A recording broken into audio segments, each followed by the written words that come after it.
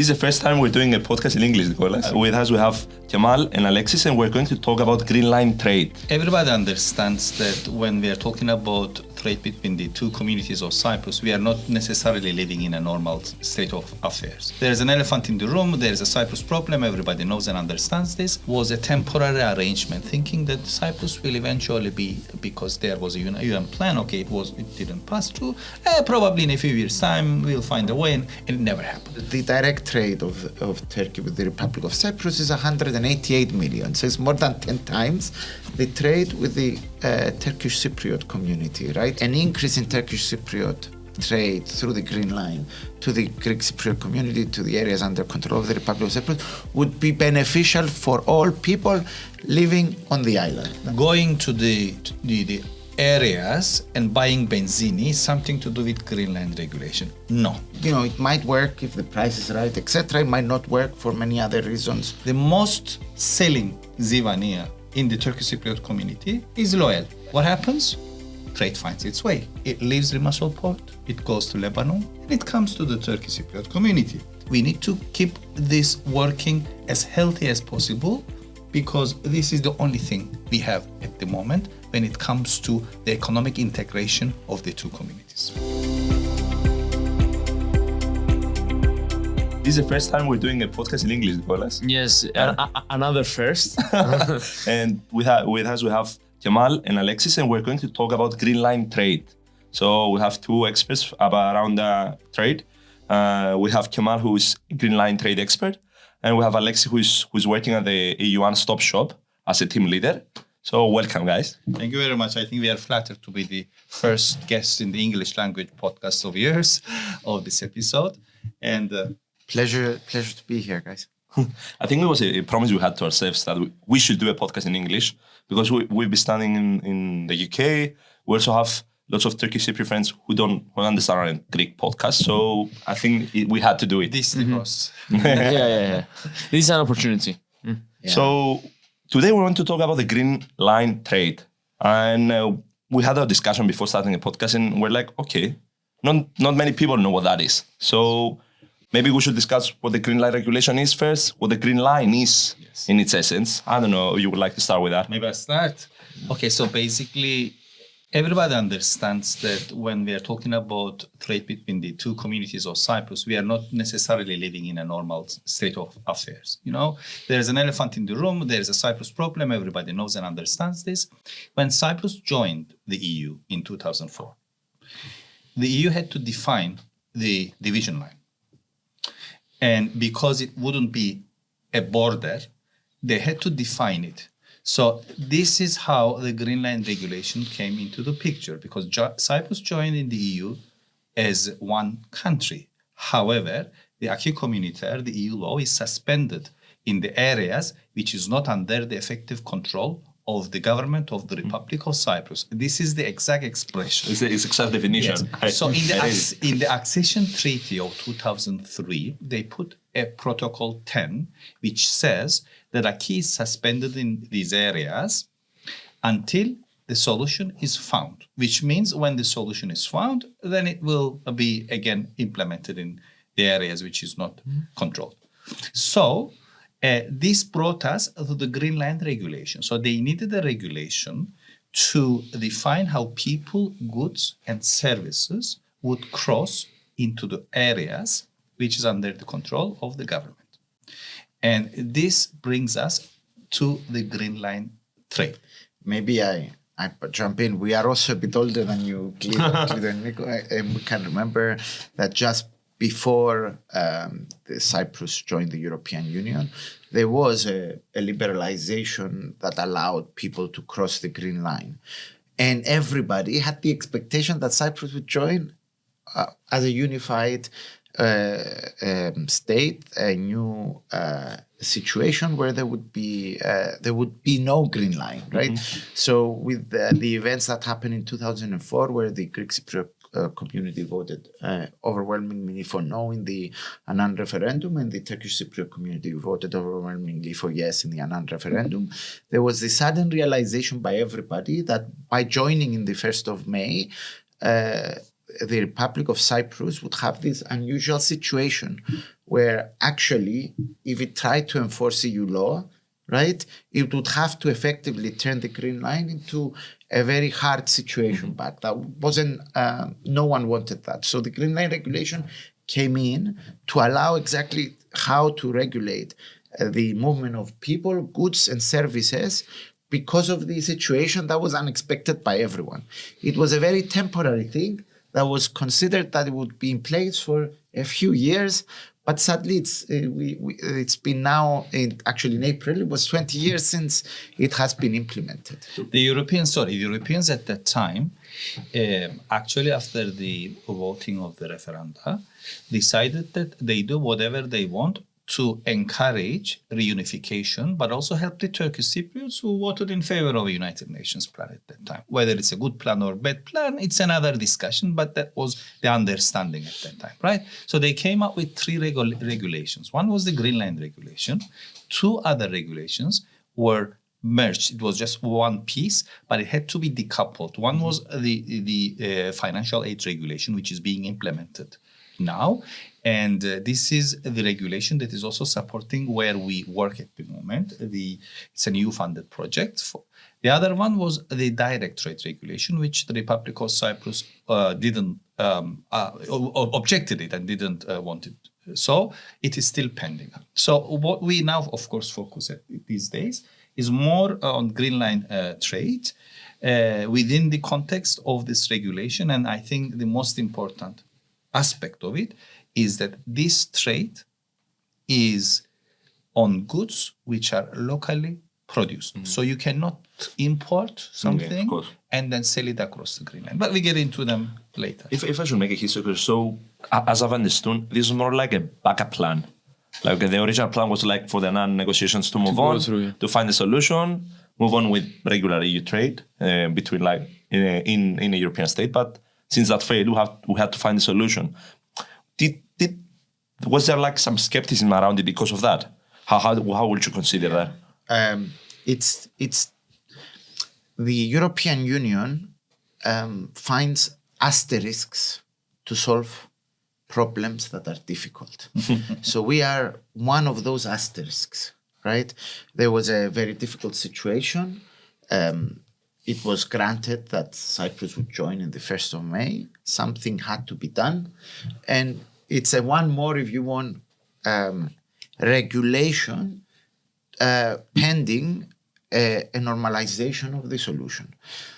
Like all these efforts of the EU, when this happens, a regulation cannot conceive of everything, right? Yes. It's actually very small. Either Kemal will correct me, I think 16 pages or something close to that. Like, of course, but you mean the Green Line regulation, yes, right? Green Line regulation. It's just, it's a few pages. Pages. Depending on how you print it. So yes, and because there's other annexes, etc. But it cannot consider like all the possible issues that might come. But it's very clear that it's there to support the Turkish Cypriot community and reunification. So although it, as you said, it's a backup plan, it's a backup plan with two very clear aims. And the clear aims is to support the Turkish Cypriot community and to support reunification. Yeah, and I think this is the most important thing to understand before moving on with this podcast, because I was researching a bit on the topic because I'm not an expert on it. And what I understood is that it has two faults. This is not only about the economics and the financial stuff around trade, it's also about finding ways to bring people together. And I was in Brussels in December, and we actually visited the Director General that focuses on this. And I think it was the most interesting part that I understood. It's not, they were trying to explain us that this happened because if we don't really support the Turkish Cypriot community financially, in order for them to come to a more like equal stance, let's say, because of the advantages that the government control areas have due to EU trade, there's not going to be a really good stage for us to move on with solving Cyprus problem. And I would like to hear a bit more of your, like, let's say, financial advice on that, because if we consider that the negotiations move on, we have a solution, what happens with a part of our country being behind, let's say, economically? I think that's a fair term to use. And another part of the country being like, having been the EU and moving on with trade, with finances. There's I'm glad you raised it, although it's a more political question, because there's this conception, I think, in parts of the community, that actually having the Turkish Cypriot community being in a substantially lower economic, let's say GDP level per capita, is something that might be conducive to a solution. Nothing could be further than the truth. There's quite a lot of background in peace economics to show that once people's basic needs are fully captured and fully provided for, then they're more conducive to change. And there's no doubt about it, any solution, whatever it is, will bring substantial change, right? But I think the real... and I'll hand over to Kemal, the real essence of where the Green Line trade can help with the negotiation is twofold. It's first of all, we see two chambers, the Turkish Cypriot Chamber of Commerce and the Cyprus Chamber of Commerce and Industry, KTTO and GEVE, with their names in their respective communities and languages, working together almost from day one to make sure that this trade happens. And this is very important. We also see businessmen doing it with the essence of, first of all, profit, and then we see consumers benefiting from it. So if you want, there's multi-layers of where it can help bringing people together. And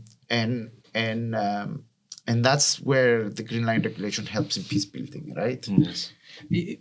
I like the way you ask this question, because, in fact, Alex worked on this a lot. The cost of the solution, and then everybody's talking about it, but nobody's talking about the cost of the non-solution. Yeah, absolutely. So, in fact, there are multiple studies which shows that non-solution has bigger costs for Cypriots. Yes. Not only economically, socially, politically, but even economically. Imagine Republic of Cyprus flagships would be able to enter into the Turkish ports in Turkey, for example. This is just one of the many issues. And the synergic effect and the impact of reuniting Ireland and the message you give, tourism industry, the academics working on Cyprus, the ability of the Greek Cypriots working with the Turkish Cypriots to enter this 80 million market in Turkey, and things like that. So, and even if I can, even really basic things, everybody was screaming about the prices of products before New Year's and Christmas, right? You know what's the easiest way to lower prices? To be able to arbitrage and find where prices are cheaper from one community to another, therefore lowering any increase. So it's a many levels. That Kemal is absolutely right. The high level is very important, but we need to understand that the more we can do Green Line trade, it helps consumers also at the lower level, right? It's everyone can benefit through. Also, I think also we are a very small country. The ability to increase GDP will be very, very easy. In fact, it would be faster than everybody expected. But going back to the Green Line trade, it is a patch. There are specific rules how to do trade everywhere in the world. We are now trying to rediscover America, as we say, from the scratch, And then the Green Line regulation at that time was a temporary arrangement, thinking that Cyprus will eventually be, because there was a UN plan, it didn't pass through. Probably in a few years' time, we'll find a way, and it never happened. So since then, this is our only tool to bridge the two communities, not only economically, but also in a humanitarian way. We need to have more people get to know each other. We are having more people having families getting together, although language continues to be a big barrier. I mean, if you don't speak Turkish, if you don't speak English, the only way for me to talk to you was probably, using my hands, right? So Green Line regulation started as one of the ways, and it is not fully utilized. I think we can get into the statistics more, but it helps the Turkish Cypriots and Greek Cypriots continue to build bridges across the division line. What I would like to ask is, I've been listening to you saying these last few arguments, and economically speaking, if we remove the pride and if we remove the history or the different scenarios each community prefers to narrate, let's say, it does not make sense economically to not have a very, very, how can I say, beneficial regulation for both communities. Since, as you have said, it is for like locally produced products. if we do not support one another, I don't think that it benefits the Greek Cypriots anyway for the Turkish Cypriots to be worse off, economically speaking, always. Politically, yeah, you might exert some pressures. I can get what a short-sighted government might look at. But in terms of economics and in terms of profit, how does this would ever benefit private-owned enterprises? Yeah. I think so. Let's start putting some numbers down. So let's see. You're right. So currently, after a couple of years of robust growth, for many years, trade from the areas not under control of the Republic of Cyprus to the areas under control was about 3 and 4 million a year. After a couple of years of robust growth, it's now just under or just over, depending how you measure it, it's of 16 million. 16 million. Mm-hmm. Now, do you know what that is if you compare it with total imports of the Republic of Cyprus? It's 0.12%. Right. So as you said, it's although it has substantial growth in the last few years, it's a very small part, right? Mm-hmm. And yet we do see resistance or calls which are disproportionate to how big it is. And as a comparison, for example, if someone, I don't share this view, but if someone would look at, let's say, Turkey in a hostile way from the Greek Cypriot community. Well, the direct trade of Turkey with the Republic of Cyprus is 188 million. So it's more than 10 times the trade with the Turkish Cypriot community, right? So clearly what you're saying is there is no doubt about it. It's beneficial. It's beneficial to the Turkish Cypriots. It's also beneficial to the Greek Cypriot consumer and the Greek Cypriot business that interacts. And I think quite often in the statistics, because you're right, there's more trade coming from the Turkish Cypriots to the Greek Cypriots rather than vice versa. We forget that when the trade crosses, there's a beneficiary that's a Greek Cypriot who sells to other beneficiaries who are Greek Cypriot consumers. For me as an economist, I agree with you. It's a win-win. Saying that though, I would like to see more trade from both communities. And there's some challenges in that we can go further if you want to discuss it. But yes, having trade increase on one side does not mean it's to the disbenefit of the Greek Cypriot community. Far from it. It's to the benefit of the Greek Cypriot community as well. Trade doesn't have losers. Of course, Trade that's what I was trying to say, because if you're in a deal, you're both gaining something, because I guess I'm not the one to discover it, but... No, you're right. You're right. This was proven convincingly by Ricardo 170 years ago. But you're right, there is still this feeling that we put trade into boxes. Yeah. And if you see one box that one community trades more, you forget that that's a benefit for your community as well. Yeah. You're absolutely right. An increase in Turkish Cypriot trade through the Green Line to the Greek Cypriot community, to the areas under control of the Republic of Cyprus, would be beneficial for all people living on the island. That's very clear. I have a question. It might be a bit hard because it took me a long time to think about it. But so I'm a new entrepreneur and I'm setting my enterprise in the Greek Cypriot part of Cyprus. Okay, and I want to trade with anyone. I'm open to all the suggestions.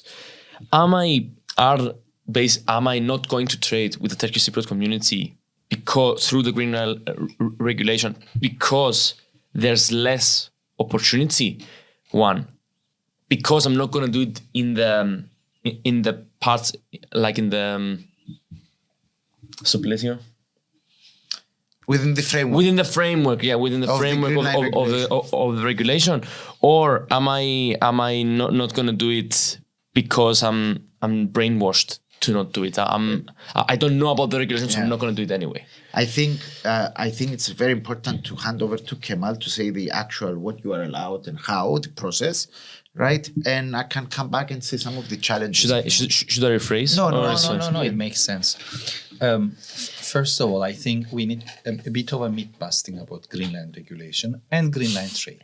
Many people thinking, and I'll use the what we hear all the time, going to the areas and buying benzene is something to do with Greenland regulation. No.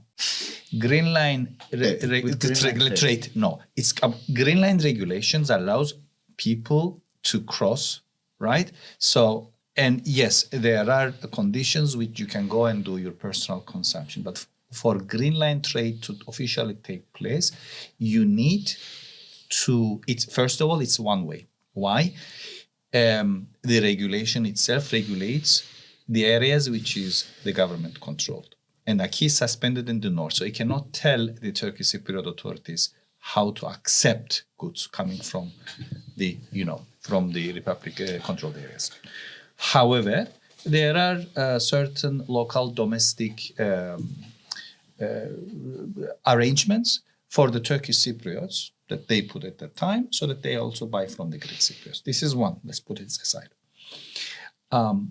The regulation itself and the trade itself is actually limited to the locally produced goods. So unless you produce locally, you won't be able to sell it through the green line. So you cannot buy something from abroad and then because of the price difference and then sell it to the other community. No. 3, anything that goes through the green line needs to have a paper, one-pager.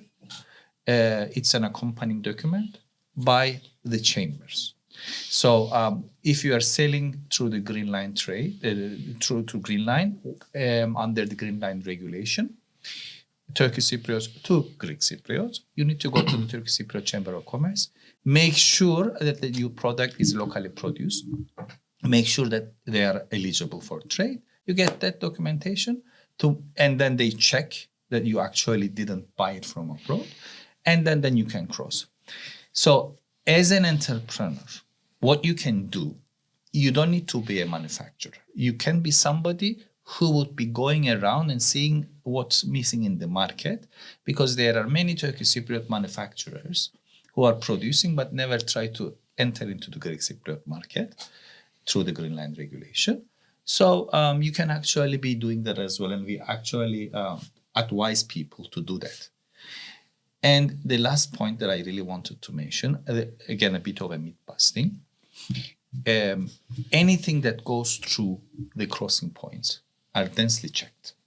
So there is no way you can cross anything which is not within the standards, and you cannot cross anything which is coming from outside, from Turkey, for example, and you cannot cross anything that is not listed according to the green line regulation, right? But what I like about what you said is, you said the word startup. And most startups, at least in Cyprus, are usually on service sector. And there, I have to say, I also don't know why we don't see more green line trade in the service sector. Because green line service, you are allowed to provide services across the green line. And I would agree with you that other than probably lack of knowledge, there is lack of awareness, not knowledge. The reason that we don't see more green line trade in services is a question mark for us too, because we can see we sit between the two communities and we see a lot of potential, and of course in some goods, but also in services, we see a lot of untapped potential. And I also would like to know why it's not happening more in services. Would you say that it's a result of lack of opportunity because the market is so small? I think it's a combination of things. I would actually put that towards the end of the bottom. I think the first is, if we're talking first of all about a Greek Cypriot trying to trade with a Turkish Cypriot, there is a particular issue that relates with all what we said before with the nature of these asterisks, this clause, where he will have to pay VAT because he's trading within the area of the island of the Republic of Cyprus. And yet, as Kemal rightly said, after the green line, right, the acquis is suspended. So the Turkish Cypriots or their authorities, as they consider them, might consider that they will put additional taxation, etc. So there's a particular challenge there for that direction. Mm-hmm. But still, I don't understand the other direction, because I can see, especially in services, there is a incredibly talented graduates from who are Turkish Cypriots as well, who are creating services. And for them, the Greek Cypriot market, which looks small to Europe, it's quite big relative to the Turkish Cypriot community. Just so you know, even now this 60 million that we discussed is about 10% of what the Turkish Cypriot community would call exports. So you can see the size, maybe, but I think it's maybe lack of knowledge and lack of connection might be more important than the issue of size. Maybe, sorry, Klitos. Maybe also the fact that we do not really like regulations. We will prefer to do things maybe in a more free and regulated way, or maybe is that too much fair. to say? No, it's fair that trade usually happens easier without regulation. Yeah. But that's not the real issue. If we were going to talk global trade, at no point anywhere in the world would you now, like the health, safety, logistic regulations are there, whether you trade even within Limassol. If I'm going to take a good between Limassol and Larnaca, I still might need a plant passport, right? So you're right in your mind as a startup. I get what you mean. But in reality, I think even trade within a country now has so many rules and processes. And of course, that they get even more when you export, that's not the case. Okay, yeah. Right? Of course. I've been listening to this endeavor to try to find an answer. So I have a minor background in economics and I have a major background in political science. And I've been thinking if the answer is hidden in political science, because selling services and selling products is quite different in terms of conception, I would say. Because if we consider Turkish Cypriot having a startup over services and coming and selling in the government control areas, I'm not really sure how the Greek Cypriots who will have conceptualize it, will they accept it, how will they think about it? And it's a question for you if you want to help us with this, because I came into this podcast with this question in mind mostly on how do we conceive this project, how do we conceive trade between the two communities? Because I sense that the biggest problem here is education mostly. So knowing how to do it, and also basically myths and conceptions of the two communities. Yeah, there is an elephant in the room, right? Another elephant in the room.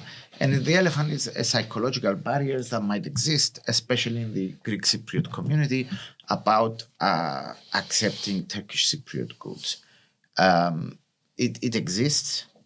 I personally would always say, and this is my personal opinion, that it's not up to the Greek or Turkish Cypriot person.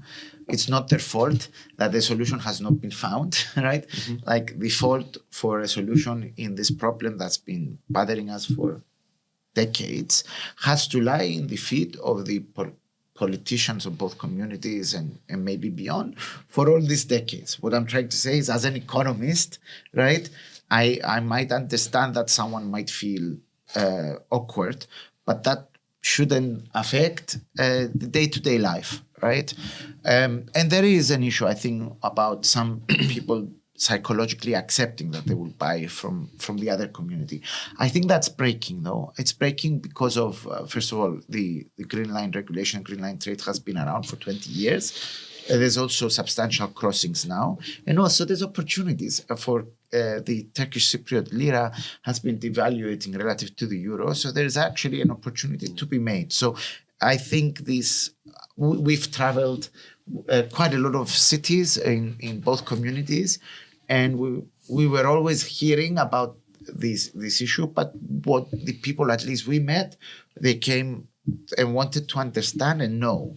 So I think it exists, but I think it's not as important as people conceive it. I don't know if you want to add something. No, basically it can never replace the need for a solution. Absolutely. Yes. Mm-hmm. Because even at the economic sense, we are trying to, again, find a solution for things which are already there for decades and centuries, the rules of the trade. And there are also issues. Like, for example, there is no bank transfer between the two communities. So the entire trade is based on cash. It is strange and funny because on one hand, the all international community, the banks, the troika, the famous troika over years, everybody has been trying to promote good financial practices. However, because there is no transfers because of the Cyprus problem between the two communities, everything needs to be cash. Mm-hmm.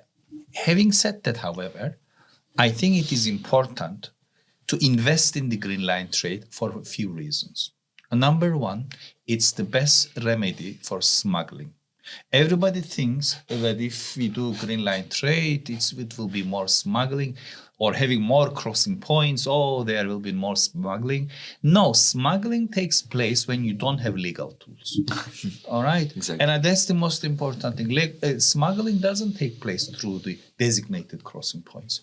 They do take place from different places. Cyprus is still, an island, and people find their ways. Number two, I think everybody needs to remember that this is endorsed and supported by the European Union and also by Republic of Cyprus, right? And this is a legal way of doing things. It's important to remember. Psychological barriers. Yes, we all understand and appreciate the elephants in the room.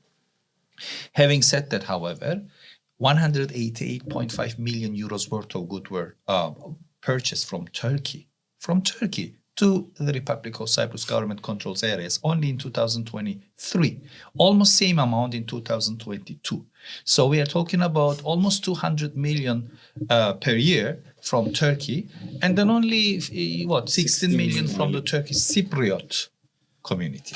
And but understandably, whenever there are such elephants, sometimes competitors use it as an excuse. If it's a good way to tackle certain things, if it's a competition. And actually, as an economist, I would love to see more trade to break monopolies. Both communities have monopolies, and monopolies are there for many reasons. One of them could be geographic, one of them could be cost of importing. I can see real benefit for communities to have competition on those monopolies. So last but very important, not least, is the fact that it helps Turkish Cypriots catch the European Union standards. Exactly. Because in order to do it, they need to comply. What does this mean? It helps the Turkish Cypriots coming closer to the European Union standards, which means hopefully in the future, in the case of a unification, things will be smoother. And it also means that the products that will be produced by the Turkish Cypriots will also be less harmful for the consumers, for anybody, not only to the Greek Cypriots, but also to the Turkish Cypriots themselves as well. So it's bringing, in terms of qualities, bringing the two communities closer, which is a good thing. You're right, Kemal, and actually that's an answer to a previous question as well about how it helps bringing people together. We probably should have mentioned it then too, that if standards go up, because let's be clear, the acquis is suspended, the EU's laws are suspended to the north of the Green Line, but as soon as the good crosses in the checkpoint, all EU laws are enforced. Right? So if that good then reaches that standard, then in a future solution, the challenge for the community to catch all those challenges you discussed about being backward is substantially less. Mm-hmm. If you talk to Greek Cypriots that went through the process of harmonizing to EU standards before 2004, they would explain that it's a very difficult process. So the more of that process is undertaken and it's onboarded, the less the struggle is when and if we have a successful outcome. If I were a Greek Cypriot in the political elite of the Republic of Cyprus, I would do anything to make sure that I build economic links with the Turkish Cypriots, rather than having them being more dependent elsewhere. Yeah. That's very important also for the future of the communities, for the future of the country, for the future of all of us. Because we understand and we think that, let them do whatever they want on their side and everything. But we forget that we are almost sharing the rooms of the same house. And then the things that happens in the other community directly or indirectly affects the other community, because we are connected geographically, we are connected environmentally, we are connected with our underground waters, we are connected with our oxygen, we are connected the things that will things that happen in the Turkish Cypriot community in the long run, politically, or in the short run, might affect the tourism income of the Republic of Cyprus. A tourist will not think it's north and south. Something happens in the north, something. So it's very important to make sure that we have to think Cyprus as an island as a whole, not because we think ethically and politically it's the right thing to do, but it's for the future of our generations, for our country. And this is why it's important to build economic links between the two communities, between the businesses, and to make sure that the people understand that they also build personal humanitarian links. I think those comments were really important, because always when we discuss such let's say we are having such debates or such conversations over the Cyprus problem or the communities, everybody gets like the ethical standpoint. Okay, we have to solve the Cyprus problem, so we should have trade between us. But it's not just that. It's a practical problem, as you said. We're having you're gonna have an economic problem, you're gonna have an environmental problem. So I don't know. It's a thing that I don't like. People get more convinced when you show these arguments into the picture, which shouldn't be the case. But since they are that important, we should promote them and explain them more to people, because it's important to understand that if we leave the Turkish Cypriots without any more choices in trading, who are they going to trade with? The choice is not green line trade or no trade. Exactly. The choice is green line trade Or alternative. increased smuggling. Or trade or connection with other communities, right? It's very clear. And for me, if you want, I have to be very honest. We've been doing this project. I've been on board on this project for over a year. With the exception of where there is issues with standards, which I perfectly understand, and we support all goods have to have the standards and on quality, etc. I think any resistance I heard is usually because there are some people are afraid of their bottom line. I'm gonna be honest. It's a competition, and they're thinking, okay, how do I tackle the competition? And sometimes for this particular trade, the easiest way to tackle the competition is to put ethical or other objections, whether they exist or not. I also have to say one other thing. Businessmen are businessmen. They listen to the opportunity, and there are opportunities. So, the person who looks at the opportunities and grabs them, yes, there's a process. We are here to help for that process. The process, first time you do it, can look complex. But once that process is done, I think they can grab that opportunity and have a benefit. I really wanted to grab on this a long time before, and I'm really thankful you said it. So I wanted to ask two questions. First of all, is there an opportunity cost, like a market stigma? Let's forget a bit about the small guys, small and medium enterprises. Let's get the more big guys. So is there a market stigma? For example, the owner of that famous clothing store is engaging in this, and we don't want to buy from them, or like those small Facebook posts embargo on those guys. And two, do we have evidence of this? Is there a particular case you could tell? On the second first, I think. People, we also admire their work. Cyprusino did a range of videos that you can find in their website as well, which we happily shared in our social media and our website as well, about businessmen cooperating. I think, as I said, there's people out there who are happy and truly can go step in front of the camera and say that they're doing this trade. Also, to remind you, there's the Stelios Hadjiouannou Awards that have been awarding people doing this trade over many, many years. So I think no one is hiding, right? That's clear. No one is hiding. I'm not. They're the ones to answer, but I think the fact that they step up in front of the camera and show and present themselves shows that I don't think that maybe in some sectors, but in the sectors where most of the trade is happening right now, it's not there. But I just wanted to remind something, but just remember that we only touch on the first rule of what's allowed, which is locally produced or substantially locally transformed. Mm-hmm. There's also a list of goods that are currently not allowed. And there in that list of goods, I think we would see far more maybe some of these issues that you said. So, for example, animal products are not allowed currently, with some exceptions. For example, fish and at some points, sometimes honey. So what I'm saying is I think the businessmen who do the trade will tell you they feel comfortable being in front of the camera. Clearly, those that are not comfortable might not be doing the trade. So there might be an opportunity. Can I also answer this Yeah. question? If you go to any big supermarket or a shop, you can find many products and you look at it. Let's say it's a shirt, it's made in Turkey. And people find no issues with this.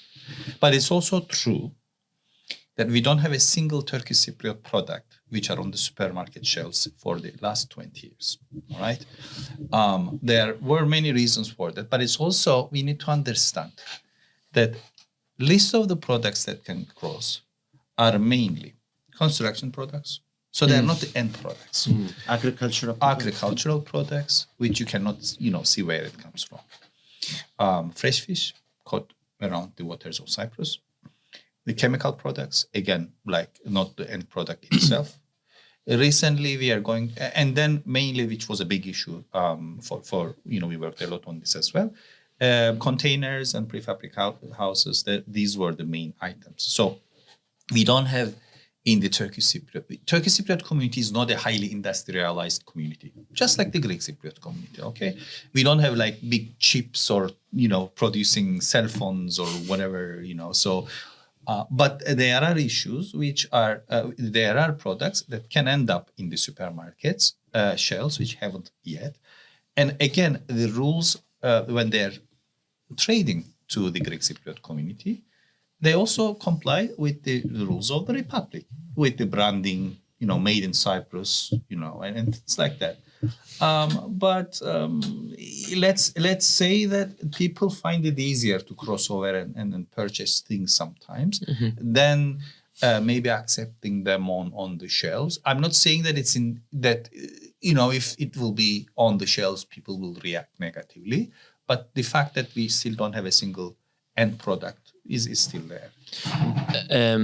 Also, to add a small note, would you say that, because in the Greek Cypriot community, I have the conception that the big close to monopoly producers are very profit driven, and are also very eager many times to expand. So let's say, for example, a famous milk producer, for example, tries to go through the regulation and get his products on the shelves in the Turkish Cypriot community. Would the corresponding milk producer in the Turkish Cypriot community be reluctant in engaging in this? Would they feel threatened? Okay. We thanks to the great work of both chambers, KTTO and GV, businessmen are engaging daily, and it might work if the price is right, etc. It might not work for many other reasons. So we do see a lot of businessmen engaging. Of course, anyone who is on a primary position might feel threatened by a secondary position. But I think where trade is, especially B2B, business to business, we see that there is a lot of engagement, willingness and engagement, right? Usually the issues that might stop the trade is one of three. The good cannot cross yet because of all the restrictions we said. Second, the payment issue. It's a very serious issue. And third is the opportunity cost of learning the process and or any trust that needs to be built between two partners over time, right? But at least the last one, it's a one, or not completely one-off, but you can by doing it, it can happen more regular and regular. Let's give some interesting examples, huh? It will be good. If you go to the Turkish Cypriot community, in the supermarkets, you'll find Geo. It's okay to say brands? I really wanted to mention one or two brands to make myself even clearer, and I'm glad you did. Okay. So they are not crossing through the green line. Because they're not allowed. What happens is that green line regulation allows specific products, and currently the beer is not on the list, and therefore Turkish Cypriots reciprocates, and they don't let alcoholic drinks to cross into their own area. Okay? Mm-hmm. So the rule is simple. Green line trade based on green line regulation is one way. because it regulates how goods enter into the customs union area. However, Turkish Cypriots mirrors this practice. So if something is allowed, they let similar things, products, to happen. Of course, there are issues with VAT, payment, but this is the rule. But how come that as the alcoholic beverages are not allowed to cross, you can still find Geo and sells a lot in the Turkish Cypriot supermarkets? I'll give you another example. The most selling Zivania in the Turkish Cypriot community is Loyal. Everybody, for some reason, it's a brand, and they don't cross through the green line. What happens? Trade finds its way. It leaves Limassol port, it goes to Lebanon, and it comes to the Turkish Cypriot community because there are payment issues, the VAT issues. And when you do it like this, then it's considered an export. You don't pay VAT. It's more, So how come that we are not using green line trade and we are finding so many excuses, but the trade finds its way? And then no Turkish Cypriot finds it difficult to go and buy those brands in the Turkish Cypriot supermarket. And I would add one point to this. There's a lot of, where I see the reluctance you mentioned, is when new products are going to be added to the list. The list that we're talking about is food processed products, right? So products that went through some sort of processing, which includes alcoholic, it can include Halloumi, etc. And that's where you really see the concerns you mentioned. The best way to alleviate the concerns is to let the good cross. Why? Because you check it for standards. So if the concern is that, this X product, let's say, I'll say a random product and it's completely random. Let's call chips, crisps, right? I don't want to cross it because I'm not sure if it has X, Y standards. Great. Allowed to cross? Check it. So, it again, the best way to make sure that these concerns, which might be real, are alleviated is to let it happen through green line trade. Because you know what will happen if you don't let it? If it's popular, people will go and buy it anyway. Yeah. Or trade will find a way. Kemal is right. So the best way to alleviate some of those concerns, those that are real, that have to do with standards, is to allow it to cross. When you allow it to cross, then it has to follow all the standards, not just of the EU, but of the Republic of Cyprus as well. And trust me, they are checked. Knowing how busy we are sometimes, because we do we are here to facilitate anyone, and we have to say as a EU one-stop shop, anyone who's interested can reach out to us. I will give you our contact details to share.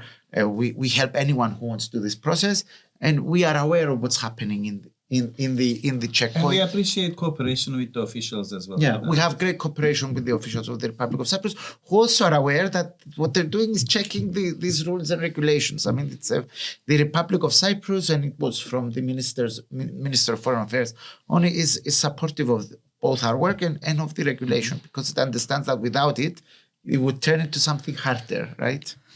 I wanted to move to two things because I sense that we've actually understood how it works. And I wanted to move on to a case study. And then, of course, I wanted to close our podcast with a EU one-stop shop, because I think that's what you do and we want to learn more about it. Halloumi, Hillim, what about it? Because I think it's almost like a favorite thing to discuss over this thing as a case study. And everybody considers it a success story. I don't know if you have an opinion on that. Well, we can tell you where we are and how we haven't dipped our toes yet, for reasons that you'll understand. Yes. So yes, there was an agreement on PDA, the protected PDO, protected designated authority on Halloumi Hillim, right? And that was going to be jointly used by both communities. And there's the EU, through its own processes and through the aid to the Turkish Cypriot community, is investing heavily on this and supporting private businesses in the Turkish Cypriot community to reach the standards for this. However, just a reminder, still under the Green Line regulation, animal products are not allowed to cross. So it is in our horizon when this challenge is overcome, but it's still not one of the goods that can cross the Green Line. The Green Line regulation was modified in order to allow Halloumi Hillim as an exception. Yes. I think many people don't understand what PDO means. It means the name is protected. So anybody anywhere in the world can produce that product.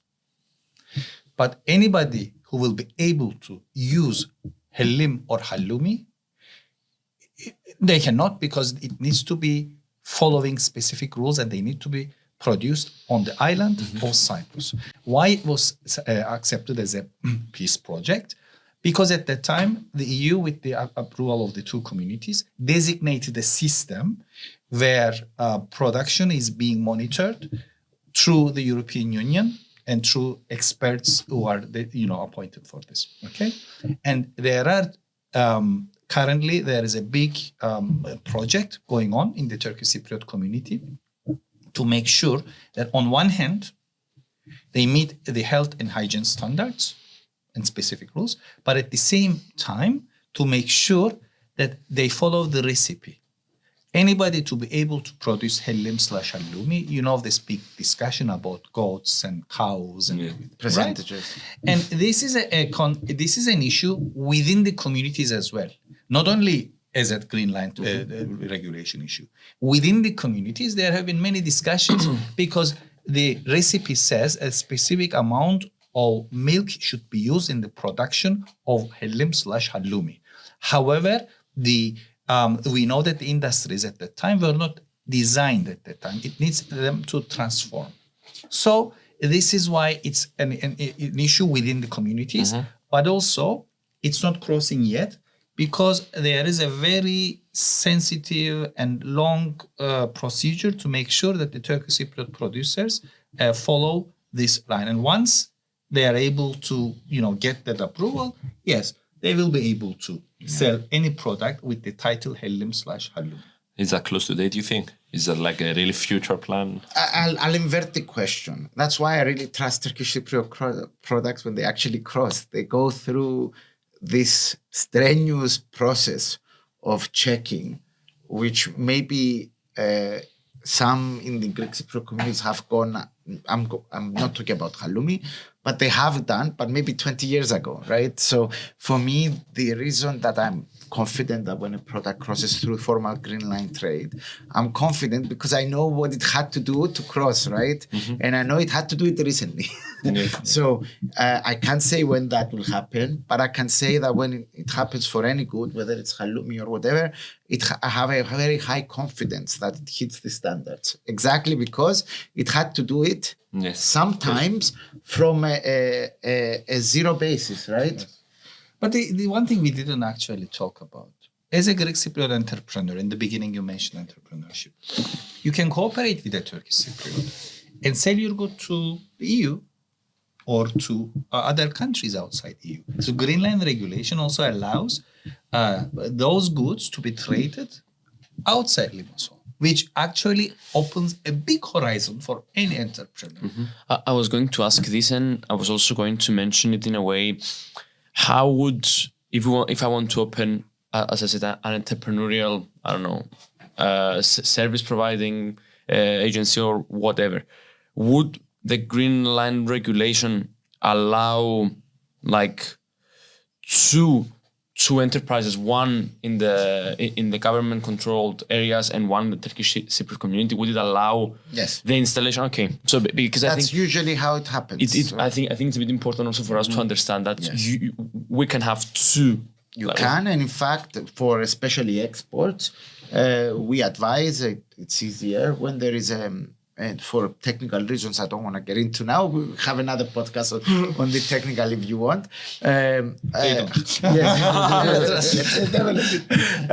To have an entity that is recognized by the Republic of Cyprus to do parts of the export trade. There are multiple ways. You can register one company in the government-controlled areas, and you just can purchase things from the Turkish Cypriot producer and then get it over and do whatever you want, put it into a market.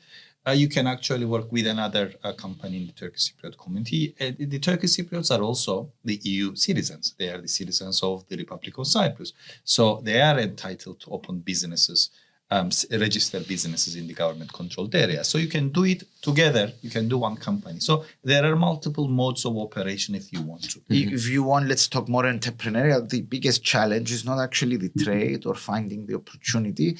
The biggest challenge is how physical it can be in a digital world. So, for example, the payments issue, which is what Kemal mentioned. In a digital world where everything is digital, your invoice won't be digital and digital.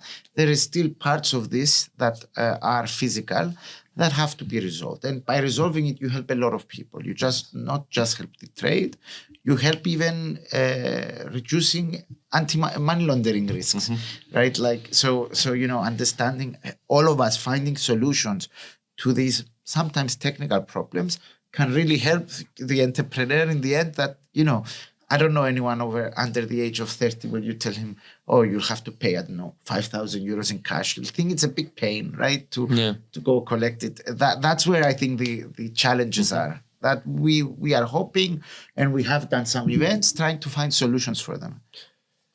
Again, a great pass, because I think that this was a question I would like to guide us towards the ending for. How much is the regulation evolving? Because many times you guys mention yet, not now, maybe in the future. So how flexible is it? Is it like a very rigid? And if you want me to add something, do we want it to evolve, or do we want to have a proper solution for Cyprus problem? Because I think it's more of like maybe they're connected. Maybe but it's evolution. Isn't it true for any confidence building measure outside the regulation? There is always this philosophical discussion. If we are going to ease the pain of the division for the communities, why should they ask for a solution? Some people claim. I am actually in the opposite thinking. In fact, by bringing the communities together, by helping them solving their issues, you are bringing them together. And that was the root cause of the Cyprus problem. We never understood at that time. We were not ready to understand each other. We were not ready to commit to a common future. And by bringing them together, by building businesses and you give them a common vision. So it helps. It helps greatly, and I think it's the most important. In my 20 years career in this, I call it the plan now and plan future.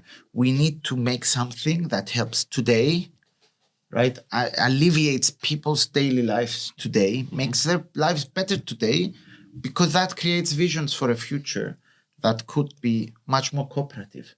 So I agree with Kemal, actually, we are completely aligned to that. I don't see it as a thing. As for evolution, the regulation itself has changed over time. Sometimes that is one issue. For example, Kemal mentioned, the exception for Halloumi.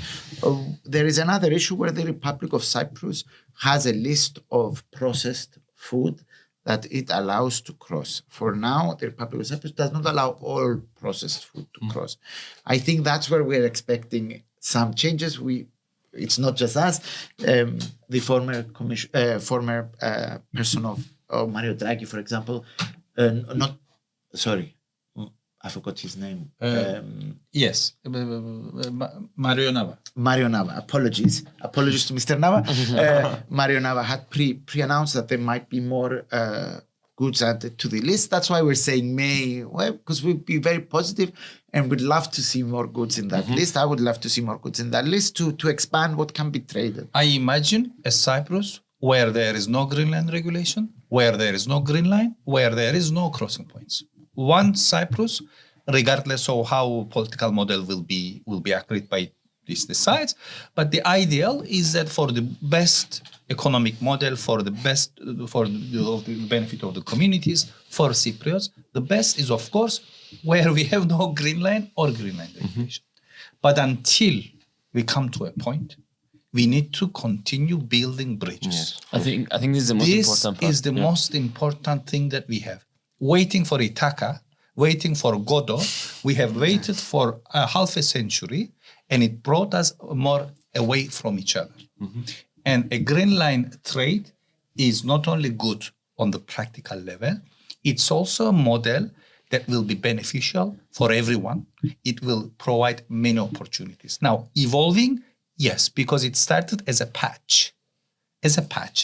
However, Now, this is the only thing we have until a solution is found. We need to keep this working as healthy as possible because this is the only thing we have at the moment when it comes to the economic integration of the two communities. I think this was the best way to basically go towards the end of the podcast. But as a really tiny little conclusion, I would like to ask you for us to explain us what the EU one-stop shop is. Sure. Because basically that's a bridge you were mentioning. That's the best, let's say, peace-building measure we could have. If you could just give us a brief outline of what it is to close the podcast with it. Sure. First of all, just before mentioning that, just say I just ordered my new couch from the Turkish Cypriot community. So also myself, I'm part of this process and I'm very excited to do it. As you said, first time, it might feel until you figure it out, but actually it turned out to be quite seamless.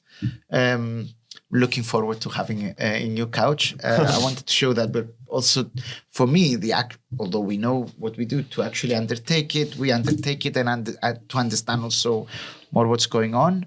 The EU One-Stop Shop to support Green Line trade is an initiative funded by the European Union. It's an initiative that really wants to capitalize on this dynamism that we've seen of the increase of the trade and also support anyone who is interested in doing it. We're very lucky to have Kemal, who's our Green Line expert, who goes stuck in and helps people, whether they are looking for buyers or sellers, or they are confused about the processes, or they are not aware of what needs to be undertaken. We are here to help to move this forward. We're also creating a lot of knowledge. We're soon to be launching a very detailed website that's not just a website with information on Green Line trade, but also legal documentations that you might need, standards you might need to follow, and a digital tool that allows you to see where you are in the process so you know what's left to do. But the most important part, I think, if you ask me, is the marketplace. Exactly. And maybe you talk about the marketplace since it was your brainchild as well, Kemal. No. One of the questions that we always get. Okay, good. We want to do Green Line trade. How can we do partners? How can we find partners? Now we are setting up a marketplace, just like the way things are settled, done in Facebook. Mm-hmm. You might be having your own account. It will be regulated, making sure that it's working healthily, and you can post anything. I'm producing this. I'm looking for a partner. I want to buy this. I'm looking for a partner. I want to find a customer. I want to find somebody to sell it. So there will be multiple opportunities. It will be in 3 languages, and we haven't launched it yet. So very soon it will be on EU-OSS.com. Very soon, hopefully, less than a month, Alex. And then the people will be able to go there and comfortably, legally, and safely do Green Line trade. I think that's a great opportunity, not just a great idea. And we wish you the very best of luck to it. And I think it's like the epitome of what we were discussing this time. Yeah, and a very small addition, I think the most important word is economic vision. Because when you get the Cyprus problem in general, I'm going to talk for just a minute, we have so many differences. Sometimes it's nice to see them. Sometimes it's frustrating. Yeah, it's frustrating to hear them, and not all people feel the same way about them. But you cannot tell me that you don't feel the same way about economic vision. Because if you have partnerships, if you have something that derives profit, imports beneficial goods, you export your country outside and in the EU and elsewhere, I think that creates a rigid base that no green line really can erase. If you have partnerships, when one is going to be aggressive against the other, you say, "Whoa, don't do any aggression because we have something we need to protect, something that unites us instead of dividing us." Yeah. I think an economic vision needs to always take account that we share an island. Yeah. And visions that do not take that into account lead to environmental and other issues that then have to be tackled together. Irrespective of that, though, I think, allowing businessmen to be businessmen, to find opportunities, and through that, bridge the Turkish Cypriot community to the greater EU market can only be positive for both communities. And we're here to support that in any way we can. Thank you very much again. It was a Thank you pleasure. for the invitation. And the very best of luck. Thank Wish you. to Very best of luck to you To too. you as well. Thank you.